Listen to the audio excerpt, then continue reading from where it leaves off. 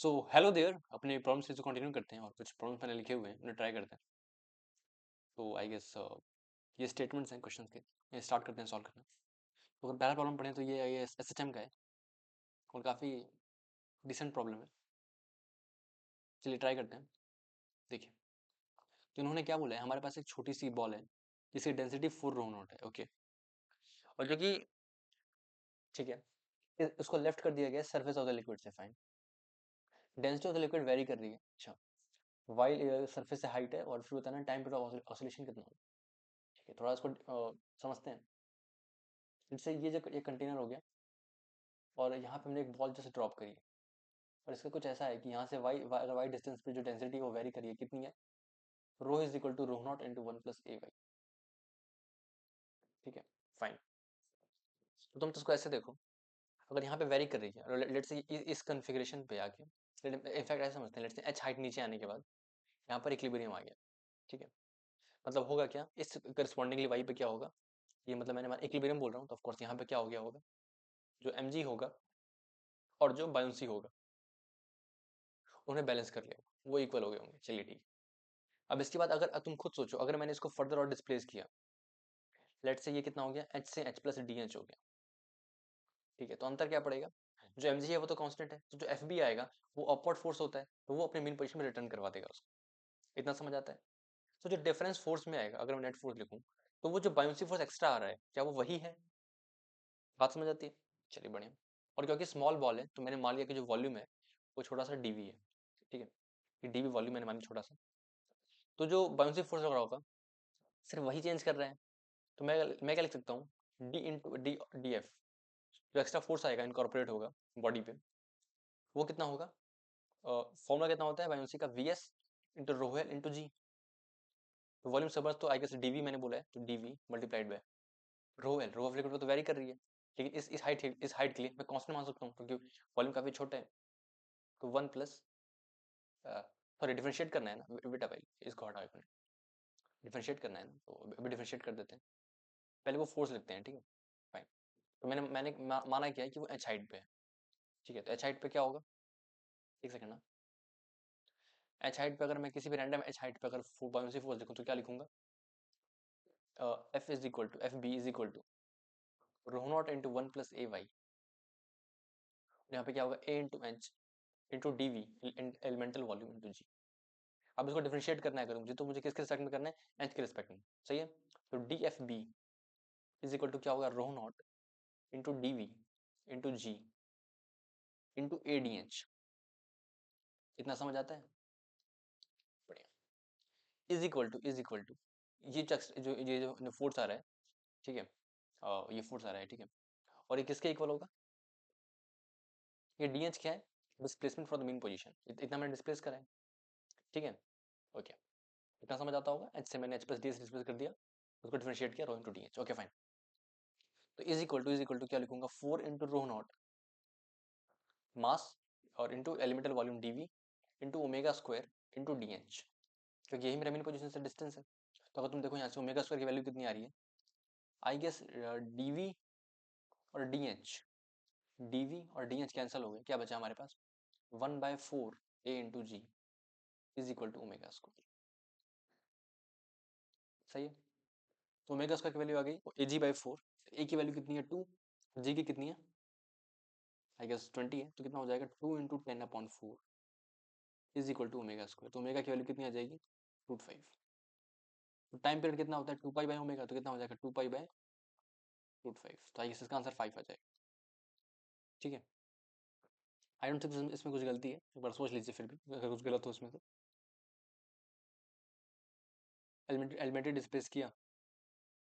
और फिर कितना चेंज फोर्स हुआ वो हमने देख लिया। ठीक है,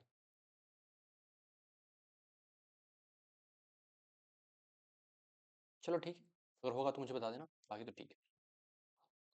अब अगर तुम ये वाला क्वेश्चन देखो तो इन्होंने क्या बोला, इस प्रोसेस में क्यू ए बी प्लस डब्ल्यू ए बी जीरो है, इस वाली लाइन पे, मतलब इस वाले में जो प्रोसेस में हमेशा क्यू ए बी प्लस डब्ल्यू ए बी जीरो है। ठीक है, 1 मोल डायग्राम में गैस हमने ले रखी है तो बताना है, चलो ठीक है। तो सॉल्व करते हैं। तो अगर d q plus d u किसी प्रोसेस के लिए जीरो है, तो डी क्यू किसके इक्वल होगा, du प्लस डी डब्ल्यू के thermodynamics, first law of thermodynamics equal to zero. इसको सॉल्व किया, डिफरेंशियल इक्वेशन को सॉल्व करा, तो क्या हो जाएगा 2 into f by two N R D T plus N R d p d v, right, p d v is equal to zero. P d we को in fact change कर दिया, F की वैल्यू 5 है आई गेस, और 1 मोल है, 1 मोल डायटोम है, N की value 1 है, एफ की वैल्यू 5 है, n equal to 1, f equal to 5 है क्वेश्चन में। तो ये वैल्यूज पुट करते तो क्या हो जाएगा 5 into r into D T plus p की वैल्यू कितनी है n r t upon v into D v is equal to zero. N की वैल्यू तो 1 ही थी, तो कोई दिक्कत की बात ही नहीं है। तो कितना हो जाएगा 5 r into D t, n की वैल्यू 1 है, minus r t upon v into D v. R r cancel कर दिया, क्या हो जाएगा डी टी अपॉन टी। एक सेकेंड, हाँ ये क्या हो रहा है यहाँ पे, डी वी है ना, वही सोचो, ठीक है। तो D T upon t is equal to, r से आर कैंसिल हो गया, d T upon t is equal to minus d v upon v into 5। कितना हो जाएगा 5 ln of t plus ln of v is equal to ln of c. I guess यहाँ तक पहुँच गए। तो यहाँ से क्या हो जाएगा वी टी की power 5 equal to constant, p v equal to N r t होता है, तो टी कितना आ जाएगा p v by n r, n की वैल्यू 1 ही है, तो इनफैक्ट हम उसको ऐसे देख सकते हैं पी की पावर 5 वी की power 5 into v is equal to constant, तो पी वी की power 6 by 5 equal to constant. I guess यहाँ तक मेरे साथ हो, आगे बढ़ जाते हैं। मोलरिटी कैपेसिटी कैलकुलेट करना है, कितना आया पी वी की power 6 upon 5 is equals to constant, ठीक है, 6 अपॉन 5 इक्वल टू कॉन्स्टेंट, ये प्रोसेस की इक्वेशन आ गई है। और देखो इनफैक्ट अगर वी टी की पावर 5 इक्वल टू कॉन्स्टेंट ये क्या है, ठीक है, तो इसे कुछ कुछ कंक्लूजन निकालते हैं। वी टी की पावर 5 इक्वल टू कॉन्स्टेंट, जैसे जैसे वॉल्यूम बढ़ रहा है वैसे वैसे टेम्परेचर क्या होगा, घट रहा होगा, तो टेम्परेचर गोज ऑन इंक्रीजिंग, तो ये तो गलत है, टेम्परेचर तो घटेगा वॉल्यूम बढ़ेगा, तो ए टू बी, अच्छा ए टू बी बोला है, अच्छा ए टू बी ऐसे होता है ना, ए टू बी जाए तो वॉल्यूम डिक्रीज कर, वॉल्यूम डिक्रीज कर रहे हो टेम्परेचर बढ़ेगा, बिल्कुल डी सही है। From a to b temperature initially decrease and then decrease, ये गलत है of course. Molar heat capacity calculate करनी है तो वो कैलकुलेट कर लेते हैं, कितना होता है इसका मोलर कैपेसिटी, इसको आई गेस मैंने एक और बार डिराइव भी किया था। डी क्यू किसके इक्वल होता है एन सी डी टी के, और ये किसके इक्वल होता है D U plus D W के इक्वल होता है। तो डी यू किसके इक्वल होता है F by two into N are into D T plus N R D T upon 1 minus X in case of polytropic process. इसको cancel कर दिया, N C D T is equal to C कितना आ जाएगा F by two into R plus are upon 1 minus X, और x की value कितनी है हमारे पास 6 अपॉन 5 है इस केस में, पुट कर दिया, ये कितना हो जाएगा 5 r upon two, 5 r upon two plus are upon 1 minus 6 upon 5। तो आई गेस ये कितना हो रहा है तुम देखो, अब माइनस 5 आर, तो सी की वैल्यू कितनी आ रही है माइनस 5 आर बाई, ये निगेटिव वाला है, ठीक है, सी की वैल्यू है माइनस 5 आर बाई टू, तो हीट सब ये सही है। अब इन्होंने बोला है कितना हीट सप्लाई हो रहा है, ओके, हीट सप्लाई कितना हो रहा है ये कैलकुलेट करना है, ओके। तो तुम खुद देखो एन सी डी टी होता है, ठीक है, एन सी डी टी होता है, ओके, और जो सी है वो कितना है minus 5 r by d, okay वो है। अब मुझे इसी को इंटीग्रेट करना है, नहीं, तो तुम तो उसको ऐसे देखो, अगर मैंने टोटल टेम्परेचर चेंज पे ध्यान दिया मेरा काम हो जाएगा, ठीक है। तो इनफैक्ट पुट कर लिया एन इंटू एन की वैल्यू तो 1 ही है, तो ऐसे फालतू का लिखा हुआ है, पर फिर भी मैथमेटिकली अगर सोचे थोड़ा सा तो क्या कह सकते हैं, एन सी डी टी को मुझे इंटीग्रेट करना है टेम्परेचर टी वन से टी टू तक। आई गेस टेम्परेचर हमें मैंशन है, नहीं मैंशन है, ठीक है। तो इनफैक्ट तुम ऐसे देखो, इसको मैं क्या कर सकता हूँ, कुछ नहीं कर सकता हूँ, यहीं से कर सकते हैं क्या, वैसे कर तो वहाँ भी सकते थे बट यहाँ से जल्दी हो जाएगा, कोई बात नहीं, यहीं से कर लेते हैं। F by two N R D T, तो F R by two into T two minus T one, तो डी टी प्लस ये क्या था, अरे यार N R D T by 1 minus X, F by two into N R D T plus N R D T upon 1 minus X, तो ये कितना हो रहा है F by two plus 1 minus X, अगर मैंने ये बाहर कर दिया तो क्या बचेगा n are into D t, और इसको मुझे इंटीग्रेट करना है T1 टू T2, ठीक है। तो ऐसा इफेक्ट वहाँ से भी कर सकते थे, बट ये अच्छा दिख रहा है, f/2 plus 1 minus x divided by whole multiplied by T1 to T2 and into r into D t. अब ये देखो ये कितना है, डी ऑफ पी वी, सही है। तो f/2 प्लस 1 माइनस एक्स, ये समझ आता होगा मैं क्या कर रहा हूँ, f/2 plus 1 upon 1 minus x, इसकी वैल्यू तो -5r माइनस 5r है, इंटू क्या हो जाएगा डी ऑफ पी वी, इसी को इंटीग्रेट करना है। तो डी ऑफ पी वी क्या होगा, यहाँ से देखो, अगर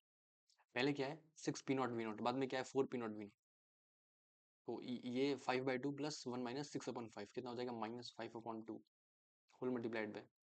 उन्होंने क्या बोला है हीट सप्लाइड, और कहाँ से कहाँ तक जा रहे हैं, ए टू बी जा रहे हैं, okay okay, a to b जा रहे हैं। तो पहले क्या है values 4p0 v0 minus 6p0 v0, कितना हो जाएगा 5p0 v0। ये हमने कुछ गलत तो नहीं कर दिया ना, यहाँ पे 5r/2 नहीं, भाई इसका आंसर हमारा कितना आ रहा है 5p0 v0, इसका 2 है। आई गेस 2 अगर कोई फैक्टर मिस हुआ हो तो आप उसे देख लीजिएगा, बाकी 5r/4 तो नहीं है इसका आंसर, इसका आंसर -5r/2 आया था, उसका सिर्फ एक ही ऑप्शन करेक्ट आ रहा है ऐसे, तो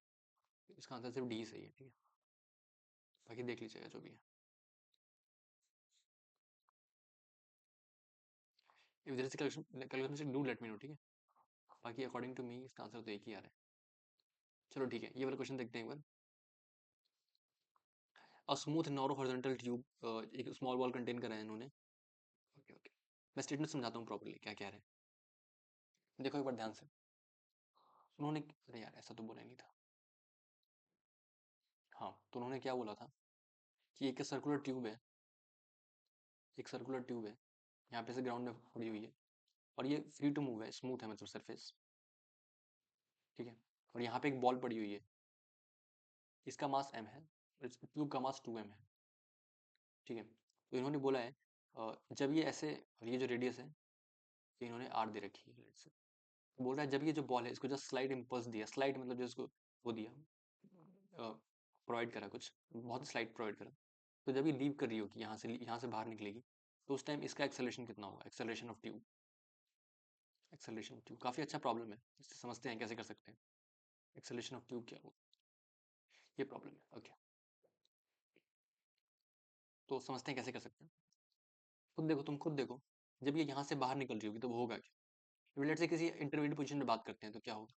इस पे ये कुछ नॉर्मल लगा रही होगी, ये जो है इस पे कैसे नॉर्मल लग रहा होगा और इस पे कैसे नॉर्मल लगा रही होगी, ठीक है। तो कॉन्टिन्यूस इसके पास एक वेलोसिटी पर्टिकुलर आती जाएगी आती जाएगी आती जाएगी, ठीक है, कुछ एक्सेलरेशन भी होगा, कुछ वेलोसिटी भी होगी इस ट्यूब के पास, ठीक है। और क्योंकि सर्कुलर मोशन इसके रिस्पेक्ट में सर्कुलर मोशन कर रहा है, तो इसके बाद कुछ वेलोसिटी होगी वी आर, इसके रिस्पेक्ट में होगी, कुछ सेंटीमीटर एक्सेलरेशन होगा AC होगा, सही है, हाँ, कुछ ऐसी चीजें होंगी। तो लेट्स से मैंने मान लिया जब ये लीव कर रही है तो होगा क्या, इसके पास कुछ वेलोसिटी तो होगी, तो मान लिया इसके पास कुछ वेलोसिटी v है, और क्योंकि फोर्स ऐसे लग रहा है इसके पास कुछ एक्सेलरेशन है a, ऐसे, ठीक है, और जो ये है ये ऐसे है, ठीक है फाइन, और ये है इसके पास लेट्स से इसके रिस्पेक्ट में जो वेलोसिटी है वो vr है, जो लीव कर रही है ऐसे सर्कुलर मोशन कर रहा है, तो और इसके पास ऑफ कोर्स 1 सेंटीमीटर एक्सेलरेशन तो होगा ही, AC, और AC कितना होगा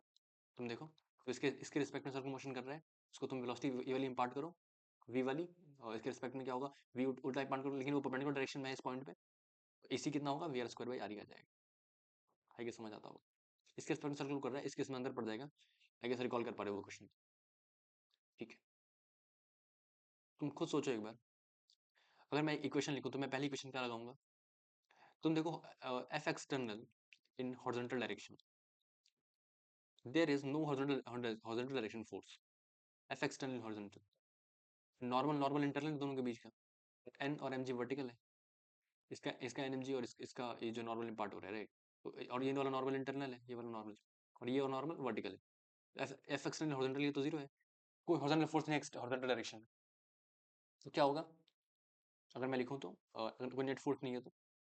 और वो तो स्टार्टिंग से ही नहीं था, कभी भी नहीं था, इंटरमीडिएट भी नहीं था, तो velocity of centre of mass in horizontal direction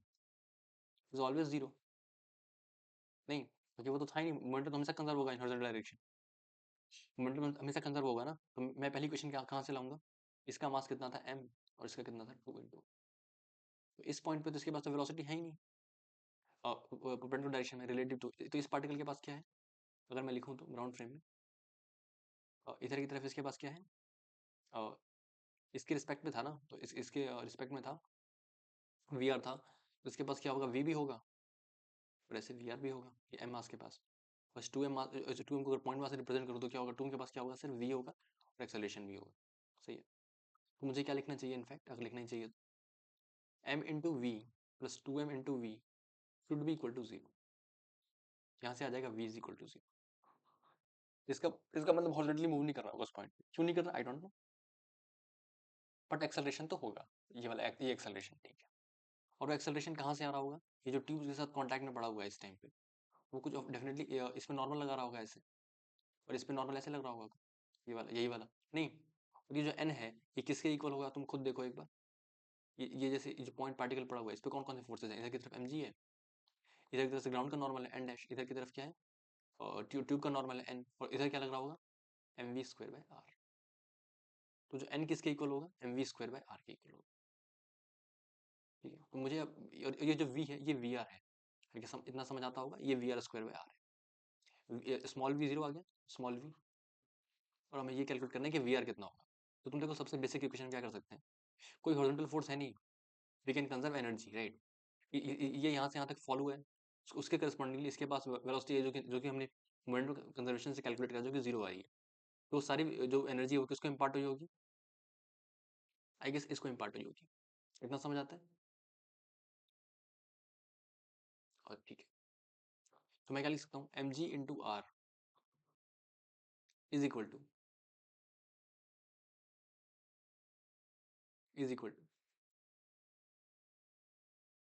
हाँ half M we are square, यहाँ से वी आर स्क्वायर की वैल्यू कितनी आ रही है 2 जी आर। ठीक है, तुम ऐसे देखो जो एफ एक्सटर्नल है वो तो 0 है, f external m a c m है, तो सोचते हैं और कैसे कर सकते हैं, तो तुम ऐसे देखो ये जो ट्यूब है ये तो ऐसे आगे ए से जा रही है, वो इसके रिस्पेक्ट में सर्कुलर मोशन कर रहा है नहीं, आई गेस यहाँ पे मैंने सूडो फोर्स मिस कर दिया, नहीं यहाँ पे मैंने सूडो फोर्स मिस कर दिया, ये इसके रिस्पेक्ट में कर रहे हैं, ये तो खुद नॉन इनर्शियल फ्रेम है, एक और फोर्स लगेगा यहाँ पे इधर की तरफ m इंटू ए, सही है, तो यहाँ पे क्या लिखना चाहिए n plus m a is equal to m v square by r, सही है, आई गेस ऐसे सूडो फोर्स लगा के बैलेंस कर सकते हैं चीज़ों को। ठीक है, तो n plus m a is equal to m we are square by r, और इसकी वैल्यू कितनी है, एक सेकंड ना, ओके, और ये जो n है ये इस पे ऐसे लग रहा है, और इसका एक्सेलरेशन इधर इसी तरफ a है, तो n किसके, इसका मास कितना है 2m है, ट्यूब है, तो n किसके इक्वल है 2m इंटू ए के, ये भी कह सकते हैं, तो यहाँ से पुट कर दिया कितना हो गया 2m into a plus m into a is equal to m v square by r, यहाँ से क्या हो रहा है तुम खुद देखो, इसकी वैल्यू कितनी है 2 into G, 2mg divided by 3 into M is equal to A, तो ए कितना आ जाएगा हमारे पास 2g/3। अब ऑप्शन पढ़ते हैं जो स्टेटमेंट था प्रॉब्लम का, कहाँ गया 4g/ईटा, तो आई गेस हमारा 2g/3 आया था, तो 2g/3 इज इक्वल टू 4g/ईटा, ईटा कितना आ जाएगा आई गेस 6 आ जाएगा, तो आई गेस काफ़ी मज़ा आया होगा इस क्वेश्चन को करने में। थैंक यू, और प्रॉब्लम लेते हैं, थैंक यू।